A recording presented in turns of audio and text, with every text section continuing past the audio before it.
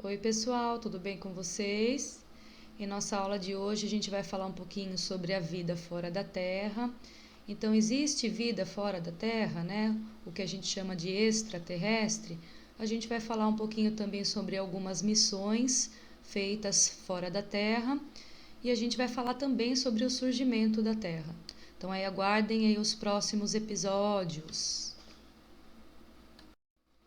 Então, falando aqui um pouquinho sobre alguns eventos, né, nessas datas que eu coloquei aqui, que foram o início lá da exploração do espaço. Então, a gente precisa conversar um pouquinho sobre isso. Então, em 1957, a cadela Laika, ela foi enviada dentro dessa espaçonave aqui, espaçonave soviética Sputnik 2. Foi um marco aqui porque foi o primeiro ser vivo a sair da atmosfera. Mas infelizmente ela morreu porque dentro da nave não tinha oxigênio suficiente. Em 1961, aqui então poucos anos depois, aí eu já tenho um ser humano sendo mandado para o espaço. Porém, o Yuri Gagarin, ele não saiu da espaçonave, tá? A espaçonave dele só orbitou a Terra. E aí, por conta da coloração da Terra ser azul devido à grande quantidade de água e ele estar observando a Terra fora da Terra, essa frase aqui ficou famosa: a Terra é azul. Daí, mais uns anos para frente, aqui em 1969, nós temos 3 astronautas que chegaram até a Lua. Porém, somente o Aldrin e o Armstrong foram aqueles que pisaram na Lua, porque alguém precisava ficar dentro da espaçonave para cuidar dela, né? Então, o Michael Collins acabou ficando dentro da espaçonave. Essa aqui foi uma missão demoradinha aí, né? Que demorou 4 dias para chegar até a Lua. Viajou 384 mil quilômetros. Daí fez lá algumas coletas. E aí para voltar, mais 4 dias. Então, por que a Terra ela é hoje considerada lá um planeta habitável e por enquanto apenas um planeta habitável, o único planeta habitável, né, que a gente conhece? A Terra ela está localizada numa região que a gente chama de zona habitável. Então, nessa zona habitável existem condições que são favoráveis à vida, favoráveis à sobrevivência, à existência de seres vivos. Essa localização aqui, de 149 milhões de quilômetros até o Sol, dá essa condição para que a Terra seja uma zona habitável. Quais são essas características importantes para que exista vida?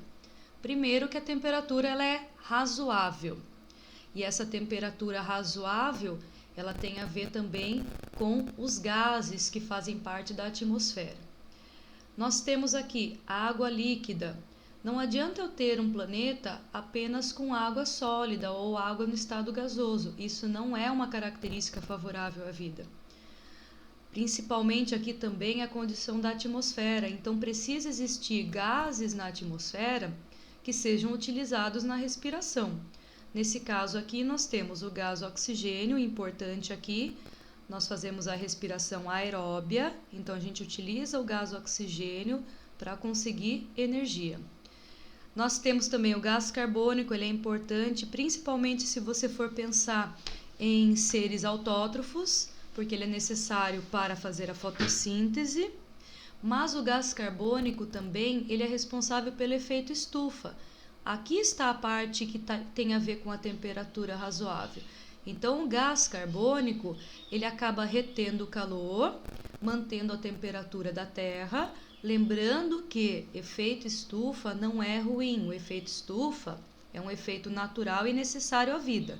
O ruim é o aumento do efeito estufa, que daí sim vai causar o aquecimento global e outros problemas. Então, para que a Terra mantenha essa temperatura, ela precisa ter o seu efeito estufa. E para isso ela precisa ter uma quantidade razoável de gás carbônico. Temos na nossa atmosfera também o gás ozônio. O gás ozônio ele não é importante para a respiração, mas sim para a filtração de alguns raios que o Sol emite. Se esses raios não forem filtrados, né, um ultravioleta, o que pode acontecer com os seres vivos? Eles podem sofrer algumas mutações, né, no seu material genético devido a essa radiação, e essas mutações eles podem passar para os seus descendentes e aí gerar problemas. Então, voltando aqui, a Terra está numa zona habitável. O que é uma zona habitável? É uma região onde você tenha temperatura razoável, água no estado líquido e gases na atmosfera, que vão ser usados tanto na respiração quanto no efeito estufa ou proteção contra a radiação solar. Falando aqui sobre a formação da Terra e a origem da vida, esse primeiro parágrafo aqui, você tem que lembrar da teoria do Big Bang. Então, a teoria do Big Bang lá diz que uma grande explosão liberou aí no espaço grande quantidade de partículas sólidas e quentes. Isso aconteceu há mais ou menos 5 bilhões de anos. Essas partículas sólidas foram se aglomerando, a temperatura foi baixando lentamente e esse resfriamento dessas partículas sólidas deram origem à crosta rochosa.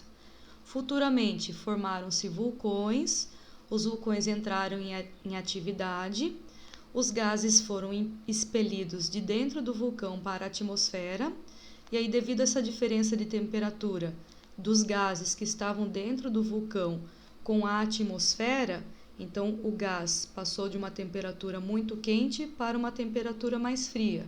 Aconteceu a condensação e isso favoreceu as primeiras precipitações de água, dando origem aos primeiros oceanos. Lá nos oceanos, futuramente, encontravam-se as moléculas orgânicas. Da onde é que veio essas moléculas orgânicas? Aí no próximo slide tem aí uma figura, vocês vão entender melhor de onde vêm as moléculas orgânicas. Mas elas vieram dos gases que faziam parte da atmosfera primitiva. Eu já explico para vocês no próximo slide. Mas essas moléculas orgânicas deram origem aos coacervados, que deram origem às primeiras células, que deram origem aos primeiros seres vivos. E esses primeiros seres vivos surgiram ou dentro da água ou na terra, e eles eram autótrofos, realizavam a fotossíntese. Então, eles utilizavam o gás carbônico e produziam o gás oxigênio. Esse gás oxigênio na atmosfera deu a possibilidade de surgirem outras espécies de seres vivos que respirariam o gás oxigênio, e esses seres vivos, através de um processo de seleção natural, foi surgindo e foi evoluindo. E há cerca de 4 milhões de anos surgiram os ancestrais dos seres humanos. Então, comparando aqui, a Terra surgiu há 5 bilhões de anos, mas os seres humanos há apenas 4 milhões de anos. Então, foi um surgimento, pensando aí, recente, comparando com essa idade da Terra. No nosso próximo slide, eu vou explicar para vocês melhor como é que surgiram essas moléculas orgânicas.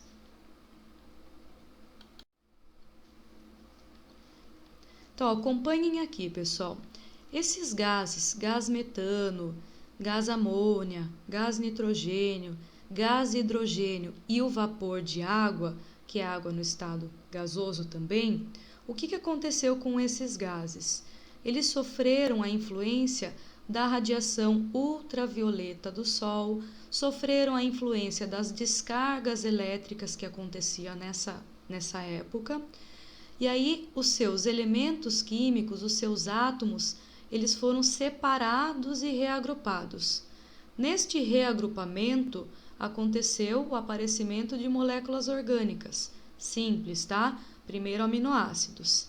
Aminoácidos se juntam e formam proteínas, porque o conjunto de aminoácidos gera proteínas, ou se unem aqui com açúcares, com ácidos graxos, e acabou formando umas moléculas orgânicas um pouquinho mais complexas, maiores. Essas moléculas orgânicas deram origem às células que apresentavam como material genético o RNA, então ácido ribonucleico. Essas células de RNA deram origem à célula de RNA ancestral de todos os seres vivos que a gente conhece hoje. E essas células deram origem aos seres eucariontes, aqueles seres que possuem a carioteca, a membrana nuclear. Pessoal, tudo isso que eu estou falando aqui é uma teoria e é a teoria mais aceita. Tem como eu provar que tudo isso realmente aconteceu? Não temos.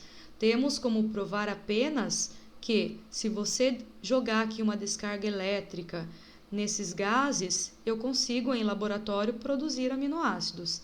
Até aqui é provado cientificamente. Agora, por conta da quantidade de tempo, né, que levou para que tudo isso acontecesse, não tem como a gente comprovar cientificamente, mas é a teoria mais aceita. Vou iniciar aqui esse slide com uma perguntinha, né? Podemos viver fora da Terra? Resposta: depende. Quais são as condições em que você quer viver fora da Terra? Né? Existem algumas condições para que você consiga fazer isso. Somente é possível você viver fora da Terra se você estiver dentro de um ambiente controlado, como é o caso de algumas estações espaciais. Então existem muitos experimentos, né, muitas missões onde os astronautas são mandados para fora da Terra, só que eles têm que ficar dentro das estações espaciais, num ambiente completamente controlado. Dentro dessas estações, os astronautas, eles fazem vários testes, eles passam por vários experimentos para poder ver quais são as condições de saúde, as condições que o organismo dele funciona numa condição de baixa gravidade, porque fora do espaço a gravidade é muito baixa. Nessas condições aqui, algumas mudanças vão acontecer no funcionamento do seu organismo. Então, quando esses astronautas eles voltam para a Terra, eles precisam se adaptar às condições da Terra, né? Porque muita coisa mudou aí dentro dos seus sistemas. Então, o astronauta, quando ele volta à Terra, ele passa por um processo de treinamento por conta do tempo que ele ficou em condições de baixa gravidade e de ausência de radiação solar. Essas condições de falta de radiação solar ou de baixa gravidade traz muitos problemas aí para os astronautas e eu coloquei aqui alguns deles: perda de densidade óssea, perda muscular, desequilíbrio hormonal, envelhecimento precoce, alergias. Então, quando o astronauta ele retorna à Terra, ele vai fazer um monte de exames, ele vai passar por um processo de adaptação. Infelizmente, algumas condições não têm como ser revertida, por exemplo, o envelhecimento precoce. Mas ele vai passar aí por um monte de exames para ele poder retornar à sua vida normal. Quando a gente pensa na existência de vida fora da Terra, a gente pensa aí que a vida pode existir nesse planeta, em Marte. Inclusive, algumas pessoas falam lá dos extraterrestres, chamam eles de marcianos, marcianos por conta de Marte. Por que a gente pensa, né? Por que as pessoas pensam que poderia existir vida em Marte? Bom, ele seria o melhor candidato para a existência de vida, por conta dessas duas características aqui. Primeiramente, porque ele é próximo da Terra, relativamente próximo da Terra. Mas essa distância ainda ela não permite que você tenha, né? Nós não temos ainda nesse momento uma espaçonave que consiga fazer uma viagem da Terra até Marte e ela consiga ter um combustível suficiente armazenado dentro dessa espaçonave. Ah, mas já foram para Marte. Bom, seres humanos ainda não foram para Marte. Já foram enviadas, sim, várias missões para Marte, mas missões não tripuladas, que não tinham tripulantes, que não tinham seres humanos. Por exemplo, aqui no caso dessa imagem. Então, existem lá alguns equipamentos, né, algumas espécies de robôs que foram enviadas para Marte, porém seres humanos não. Através dessas viagens, né, dessas missões, com coleta de solo, com análise da atmosfera, as pessoas chegam a algumas conclusões, mas ainda nós não temos nenhuma certeza da existência de água na superfície. Então, assim, todas as missões que foram realizadas descobriram possíveis sulcos de água. Quando a gente fala possíveis sulcos de água, é a possibilidade de que em alguns lugares haja água no estado líquido. Porém, essa existência ela não foi comprovada. E essa atmosfera, ela também não é capaz de sustentar a vida humana, porque ela não tem os gases que são necessários para a nossa respiração. Vale a pena a gente falar um pouquinho agora sobre uma missão muito importante, a missão Voyager. Ela é muito importante porque foi a primeira missão a deixar o sistema solar e até hoje ela é a mais longa. Então, o que consiste, né? Em que consiste essa missão? 2 sondas, que foram chamadas de Voyager 1 e Voyager 2, foram lançadas para lados opostos do sistema solar. Então, uma foi para um lado e a outra foi para o outro lado. E isso aconteceu em 1977. E elas ainda estão lá, tá? É muito importante aqui porque essas sondas, elas estão coletando dados de outros planetas fora do sistema solar, coletando dados de estrelas, tudo isso fora do sistema solar, porque nós sabemos que o sistema solar ele não é o único que existe, né? Existem muitos outros sistemas, muitos que nem foram descobertos ainda. Nessas sondas, existe lá dentro discos de ouro, que você chama também de Golden Record, com informações sobre a Terra. Essas informações sobre a Terra foram colocadas dentro desse disco e dentro dessas sondas, pensando na possibilidade de que civilizações fora da Terra pudessem encontrar essa sonda e retirar as informações que estão aqui dentro, tá? Quais são as informações que estão aqui dentro?